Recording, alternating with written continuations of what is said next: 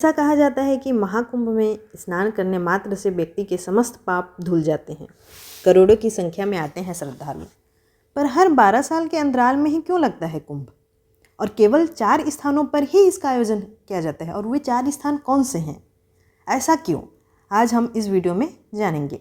Hello friends, welcome to my channel online study. कैसे हैं आप सब लोग? आई होप आप सब लोग ठीक होंगे। तो चलिए शुरू करते हैं।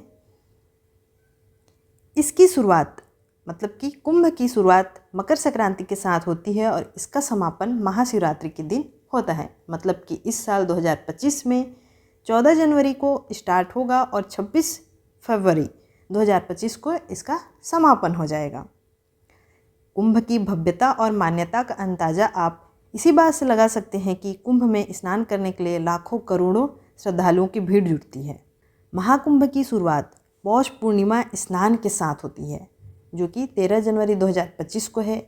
वहीं महाशिवरात्रि के दिन 26 फरवरी 2025 को अंतिम स्नान के साथ कुंभ पर्व का समापन होगा। इसी दौरान शाही स्नान की कुछ तिथियां इस प्रकार है। 26 जनवरी 2025 को मकर संक्रांति है, 29 जनवरी 2025 को मौनी अमावस्या, 3 फरवरी 2025 को बसंत पंचमी और 12 फरवरी 2025 को माघी पूर्णिमा और समापन का दिन 26 फरवरी 2025 को महाशिवरात्रि है। ठीक है, अब यह महाकुंभ क्यों लगता है या फिर कुंभ क्यों लगता है? मैं ऐसा इसलिए कह रही हूँ कुंभ और महाकुंभ, इसके बारे में आप लोग को आगे वीडियो में बताने वाली हूँ। ठीक है, तो क्यों लगता है महाकुंभ?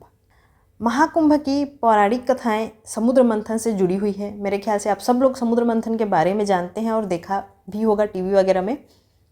तो कथा के अनुसार जब राक्षसों और देवताओं के बीच में समुद्र मंथन हुआ तो उससे बहुत सारी चीज़ें निकली हुई थी और आपस में बांटने का फैसला हुआ था राक्षसों और देवताओं के बीच में।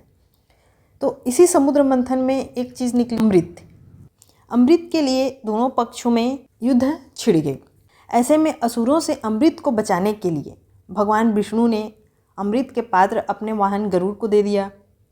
असुरों ने जब देखा कि अमृत गरुड़ के पास है तो वह इसे छीनने का प्रयास करने लगे। इस छिना झपटी में जो है अमृत की कुछ बूंदें धरती पर गिर गई और धरती पर इन 4 जगहों पर गिरी।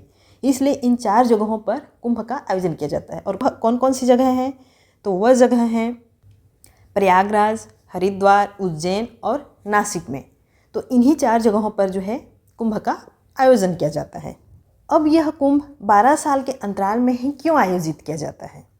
तो समुद्र मंथन के दौरान देवताओं और राक्षसों के बीच अमृत पाने के लिए 12 दिनों की लड़ाई चली थी। तो देवताओं का एक दिन मनुष्यों के लिए 1 साल के बराबर हुआ। ठीक है, तो वही शास्त्रों के अनुसार देवताओं के 12 दिन मनुष्यों के लिए 12 वर्ष के समान होते हैं। इसलिए महापर्व कुंभ प्रत्येक स्थल पर 12 वर्षों के बाद ही लगता है। ठीक है, अब ये महाकुंभ क्या है? हम लोग एक बार कुंभ बोल रहे हैं, एक बार महाकुंभ बोल रहे हैं। तो ये कुंभ क्या होता है? तो कुंभ के 3 प्रकार होते हैं, अर्धकुंभ, पूर्ण कुंभ और महाकुंभ। अर्धकुंभ ये 6 साल में आयोजित होता है, पूर्ण कुंभ हर 12 साल में आयोजित होता है और महाकुंभ जब 12 पूर्ण कुंभ मेले हो जाते हैं। ठीक है, मतलब कि 12 × 12 = 144, 144 वर्ष के बाद आयोजित होता है महाकुंभ। मतलब जो 2025 में इस बार महाकुंभ होने वाला है वह 144 साल बाद हो रहा है। तो इससे आप लोग अनुमान लगा ही सकते हैं कि इस महाकुंभ मेले की कितनी ज़्यादा महत्ता है और यह 144 वर्षों बाद होने जा रहा है। तो यहाँ पे श्रद्धालु कितनी ज़्यादा आने वाले हैं। और आप मुझे कमेंट करके ज़रूर बताइए कि आप लोगों में से कौन कौन यहाँ पे जाने वाला है प्रयागराज।